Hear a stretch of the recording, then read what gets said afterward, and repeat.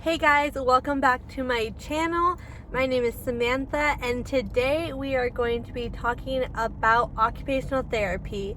I am a little bit early today to field work and I'll explain what field work is. But I'm a little early, so I figured what better way to start my day than just talking about this. I've gotten a lot of questions on it and like why I chose occupational therapy and like that field. I have my coffee to start the day. It's actually like 47 degrees, which doesn't seem that warm, but it's sunny, which is really nice. So I have iced coffee today. I also parted my hair differently.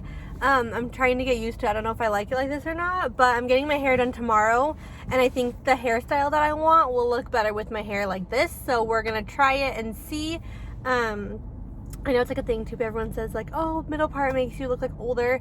I don't know if that's true, but I feel like it almost makes me, I don't know if it makes me look older or younger, but I think it'll look better with my new hairstyle that I'm getting done tomorrow, so we'll see. But, okay, so to start off, my program is occupational therapy assistant. I do have my bachelor's in kinesiology. So you don't need your bachelor's to be in the OTA program, which is occupational therapy assistant. So OTA. And an OT is an occupational therapist. So they're different. You need your bachelor's to be an occupational therapist. For an OTA, you don't. But I didn't know if I wanted to OT or OTA in high school. I didn't know which one I wanted to do.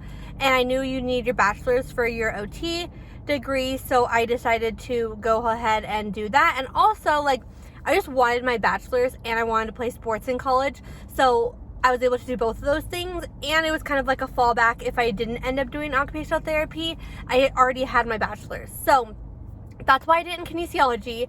And basically, a lot of people ask, like, how did I get all my classes done?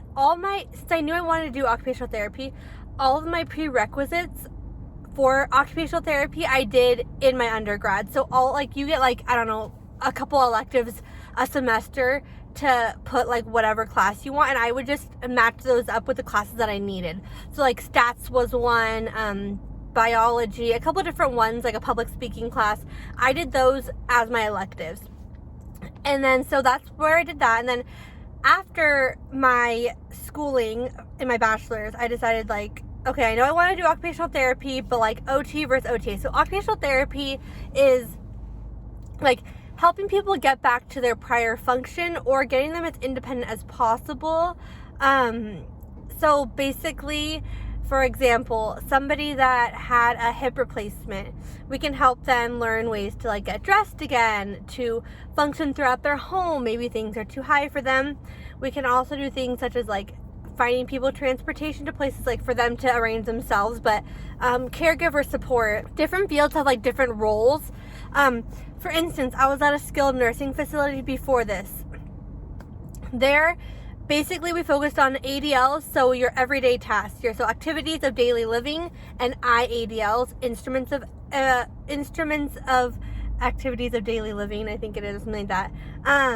I'll put the exact one here, but anyways, those are like grocery shopping, getting dressed, self-care, showering, making sure people have like a shower chair if they need it, or getting their family to, adaptive equipment like a reacher, adaptive devices, making sure they have a wheelchair if they need one, if there's stairs to enter their home. All of those things we help with. So there we primarily focused on transfers and ADL. So transfers are like going from a wheelchair to their bed to the wheelchair, toilet to the chair. And then we also would do with them ADLs. So getting dressed in the morning routine, getting around the home, cognitive, making sure like they're aware enough to do those things, medication management if they're able to. So that's what I did there. And then this facility, it's pain management. It's basically what we like focus on is pain management. So I chose the OTA program to start off with because probably like a couple reasons. Number one, I was able to work through the program, and that was really important to me. Like, I didn't necessarily have to, but I wanted to. I wanted to be able to work through the program. I also knew that like it was a shorter program and that I'd be able to get into the field faster, which I really liked. And then the third one is OTAs just have like less paperwork and stuff to do. So I figured that would be a really good way for me to start off in the field and be able to make sure that I also like it. I mean, I know I love it, but it's such a different field when you're in it and like working than just in school. So that's basically why I did that. And then there's bridge programs that are online. So basically then you can work as an OTA, a CODA, because you'd be certified. So COTA, Certified Occupational Therapy Assistant. And then you can work to have your bachelor's. So my goal long term is I really want to open up my own practice or hold like a higher position within the field or within a hospital, like whether that be a therapy director or something along those lines. I really want like a leadership role, especially like once I like have my own family and kind of don't want to always be like in there, kind of more like an administrative role. And really like majority of places you need to be an OT, so like a occupational therapist, and that requires your master's. Now a lot of master's programs have like an extra one step and then you get your doctorate, which is something that I'm really interested in, because like if I'm already doing it, what's another like 6 months? So that's also an option. So that's why I chose OTA over OT. The prerequisites were really easy. I didn't need any experience, even though I did a ton of volunteering before then in the field. But that's why I chose that. And then, so basically my plan right now, so field work. You have two 16-week placements. 2 8-week, sorry. 2 8-week placements, which makes 16. So 4 months you have a field work. It's unpaid, basically an internship. So you go to these facilities. Usually the first week you're just like observing, getting to know the lay of the land, getting to know people, how things work, codes, everything. So my other facility, it took me a lot longer to get it because there was so much to learn, but I really liked it because you were so busy. We were seeing like 3 patients at a time. We were like go, go, go. This facility is much slower, which is also great. We see 1 patient every hour. So every hour we see like 1 client. It's an outpatient. So here, the patients are brought, or clients are brought to us. So it's just a totally different setting, but I'm so happy that I have both these settings because they're so different. And I think that's really good for me, because I only had pediatric experience before then because I volunteered at a pediatric outpatient, and that was also completely different. So I feel like I was really lucky and blessed to be able to have all of these different opportunities, because not everyone is, and some people aren't even able to be placed right now. So anyways, that's kind of where I am at with my schooling. I will be done in end of April with my field work, and then I plan to take my test.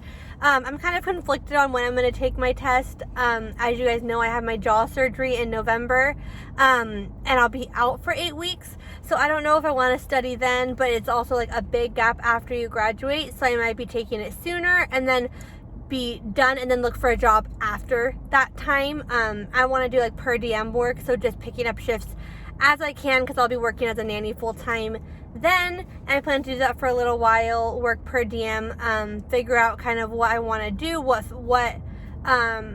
population I want to work with, and then kind of go from there. So in order to do the bridge programs, you have to be working as a CODA for a year. So I won't even be able to apply for another year. And I really want to do it online. I don't want to do it in person. I loved online learning. I think I learned so much better online, and I know that's not true for everyone, but yeah, that was what worked best for me. So anyways, that's basically it. That's kind of where I'm at with my schooling. I got my bachelor's in kinesiology, as I said.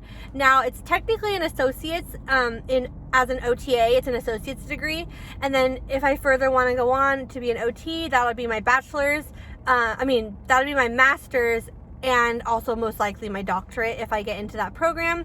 But yeah, so I hope that makes sense, and like what occupational therapy is, what we help with. Of course, it's different in every setting and different responsibilities, but that's basically overall what it is. So I hope you guys enjoyed this little car talk about occupational therapy and what my future plans are with that. Yeah, thanks for watching. I appreciate it. And also I wanted to add, like, a lot of my friends have been messaging me about like certain things they see in my videos, and it's like so sweet. It makes me so happy when I hear people like enjoying them or liking them, or like buying something, or that they saw my video.